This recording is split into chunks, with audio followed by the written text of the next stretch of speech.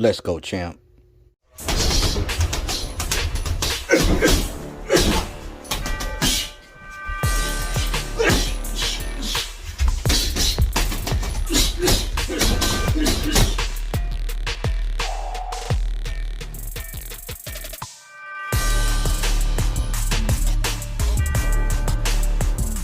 What is good, YouTube? Fight fans all over the world, it's your boy, the realest of the real. Yes, sir, I said it. Real talk boxing. It is a privilege, an honor, and a major blessing to be back with you beautiful people yet. Again, I just watched the fight. First off, let me say this right off the top. Candidate for Fighter of the Year.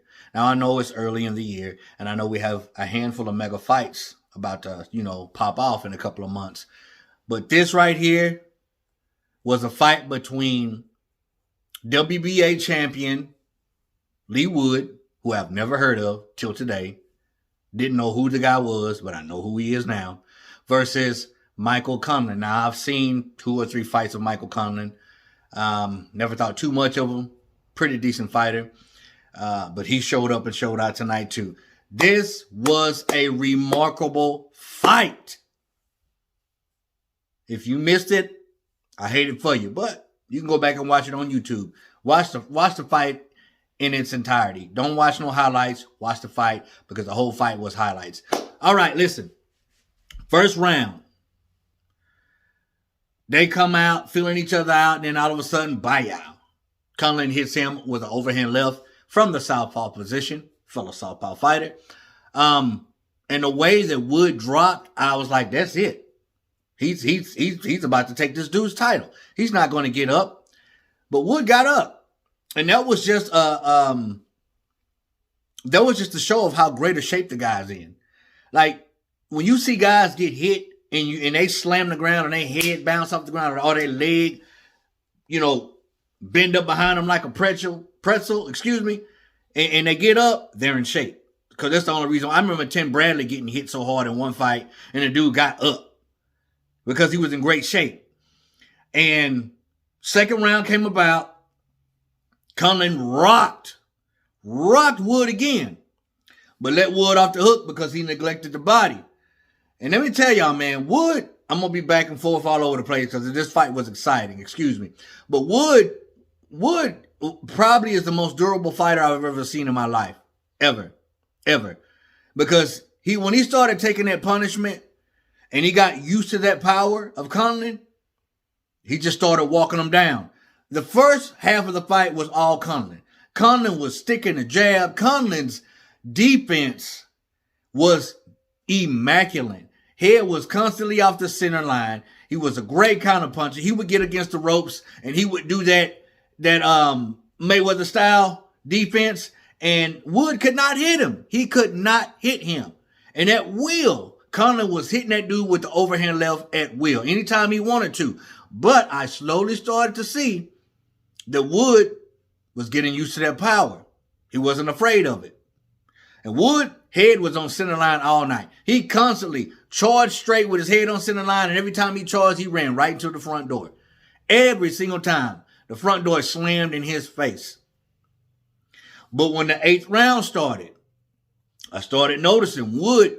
He was like, you know what? At some point in time in the fight, either during the fight or when he was in this corner, he made a decision. I'm going out on my shield. I don't care.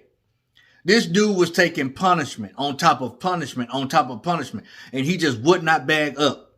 And then he started getting more aggressive and started getting Conlan up against the ropes and actually started connecting those shots because Conlan started to wear down. Conlan actually blew us wide in the second round, and he had to regroup. He took a couple of rounds off. Conlan started going to the body, though.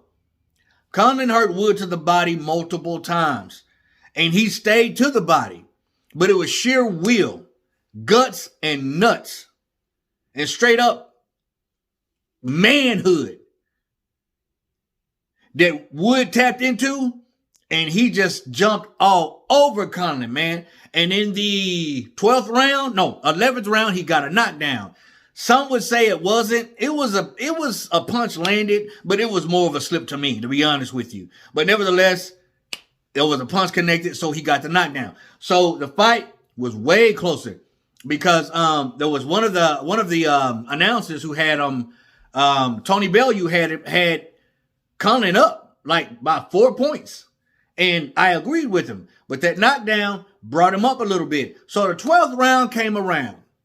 Wood came out like the Tasmanian devil. And he started jumping on Conlan, man. He got Conlan against the ropes. I don't even know what shot he caught him with. But all of a sudden, Conlan, boom, he froze up. He buckled over and fell through the ropes. Wood retained his title, man. Retained his title in grand fashion. Back and forth action, body shots, clever boxing by Conlan, but Conlan wasn't as in good a shape as Wood was. Wood won this fight, I would say 60% because he was in shape. He was in better shape than Conlan. But Wood was willing to die. And he showed that. Man, if y'all didn't watch this fight, please look it up on YouTube and watch the fight in its entirety. You will not be disappointed. I had no idea this fight was going to be this great, but I'm glad I caught it. It was on the zone, and it was a treat for me. And I know it will definitely be a treat for you. But if you do watch it, or if you have, comment down below. Let your boy Real Talk know about what you thought about it. Is it a candidate for Fight of the Year 2022? I think so, but we got a whole lot of other fights to come, and it's still early. But I was thoroughly impressed with both fighters. As always, respect all, fear none. God bless. Until the next time, Real Talk Boxing, I'm up and I'm out of here. Bye.